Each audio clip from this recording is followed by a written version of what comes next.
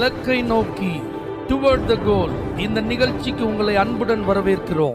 Praise the Lord. ஆண்டவராகிய இயேசுவின் இனிய நாமத்தில் புதிய நாளிலே உங்கள் யாவருக்கும் அன்பின் வாழ்த்துக்கள். தானியேல் 5ஆம் அதிகாரம் 11ஆம் வசனம். அவனுக்குள் பரிசுத்த தேவர்களுடைய ஆவி இருக்கிறது. தானியேலை குறித்து சொல்லப்பட்ட ஒரு சாட்சி. இப்ப நமக்கு புரியுற மாதிரி சொன்னா பரிசுத்த ஆவி அவனுக்குள்ள என்ன செய்யுது? இருக்கிறார். இப்ப பரிசுத்த ஆவி யாருக்குள்ள இருப்பார் அப்படின்னு பார்த்தா, யார் பரிசுத்தமா இருக்கிறாங்களோ அவர்களுக்குள்ள கண்டிப்பா அவர் தங்கி இருந்து அவர்களை ஆளுகை செய்வார். இந்த பரிசுத்த தேவர்களின் ஆவி அவனுக்குள்ள இருந்ததுனால அவனுக்குள்ள ஒரு விசேஷித்த ஞானம் இருந்தது, விவேகம் இருந்தது, மறைக்கப்பட்டவைகள் அவனுக்கு வெளியாக்கப்பட்டது.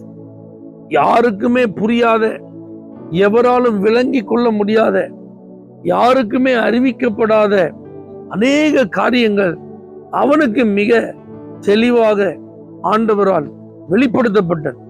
இந்த கிருபைக்கெல்லாம் காரணம் அவனுக்குள் வாசம் பண்ணின பரிசுத்த ஆவி. எனக்கு கிருபை வேணும், எனக்கு வரம் வேணும், எனக்கு வல்லமை வேணும், எனக்கு ஞானம் வேணும், எனக்கு வெளிப்பாடு வேணும், எனக்கு நல்ல தரிசனம் வேணும், மறைவாக்கப்பட்டதெல்லாம் நான் அறிந்து கொள்ளணும். இப்பெல்லாம் இன்னைக்கு நம்ம எல்லாருக்குமே ஆவல் இருக்கிறது. அப்ப யாருக்குள்ள இந்த பரிசுத்த ஆவியானவர் தங்கி இருக்கிறாரோ அவர்களை அந்த சூழ்நிலைக்கு ஏற்றார் போல அவர்களை எந்த விதத்தில் பயன்படுத்த வேண்டுமோ அந்த விதத்துல பயன்படுத்துகிறார். அப்ப அதற்கு அவர் எதிர்பார்ப்பதெல்லாம் வேற ஒண்ணுமே இல்லை, பரிசுத்தமா இருக்கும். இந்த தானியேல் குழப்பம் நிறைந்த, பாவம் நிறைந்த, அநீதி நிறைந்த அந்த பாபிலோன்ல பரிசுத்தமாய் வாழ்ந்தான். தன்னை எதுவும் தீட்டுப்படுத்தி விடக்கூடாது, தன்னுடைய ஆத்துமா எதன் மூலமாகவும் கரைப்பட்டு விடக்கூடாது என்பதுல மிக கவனமாய் இந்த தானியேல் இருந்ததை இந்த வேத புத்தகத்திலிருந்து நாம் அறிந்து கொள்ளலாம். ராஜாவினுடைய போஜனம் தன்னை தீட்டுப்படுத்தக் கூடாது என்பதில் அவன் ரொம்ப தெளிவா இருந்தான். அது மாத்திரமல்லாமல் அவனுக்கு கொடுக்கப்பட்ட அந்த பொறுப்புல ஒருவரும் அவனை குற்றம் கண்டுபிடிக்க முடியாதபடிக்கு உண்மையும் நேர்மையுமாய் பணி செய்தான். அப்ப வெளியரங்கமான வாழ்விலும் அந்தரங்கமான வாழ்விலும் இந்த தானியேல் பரிசுத்தமாய் வாழ்ந்ததுனாலதான் யாருக்குமே இல்லாத ஒரு விசேஷித்த கிருபையை அந்த நாட்களிலே அவனுக்கு கொடுத்திருந்தான்.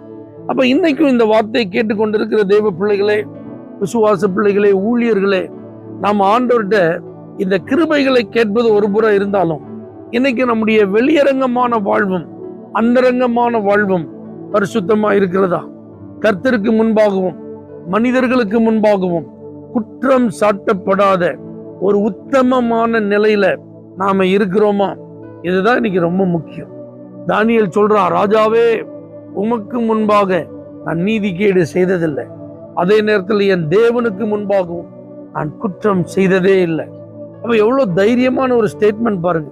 இந்த ஸ்தானத்துல நம்ம நின்னோம் அப்படின்னா நம்மை குறித்தும் சொல்லப்படும், இவர்களுக்குள் பரிசுத்த தேவர்களுடைய ஆவி இருக்கிறது. பரிசுத்தமா இருப்போம், பரிசுத்த ஆவியின் வல்லமையினால் நிரப்பப்படுவோம், பரிசுத்த ஆவியின் மூலமாய் வெளிப்படுகிற வரங்களின் மூலமாய் பயனுள்ள பாத்திரங்களாய் வாழ்வோம். தேவனே, தானியேலை போல பரிசுத்தமாய் வாழ்ந்து உம்முடைய நாமத்தை மகிமைப்படுத்த கிருபைத்தார்.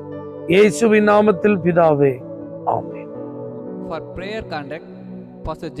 Kumar, El Shaddai Ministries, 9500252586, Surandai.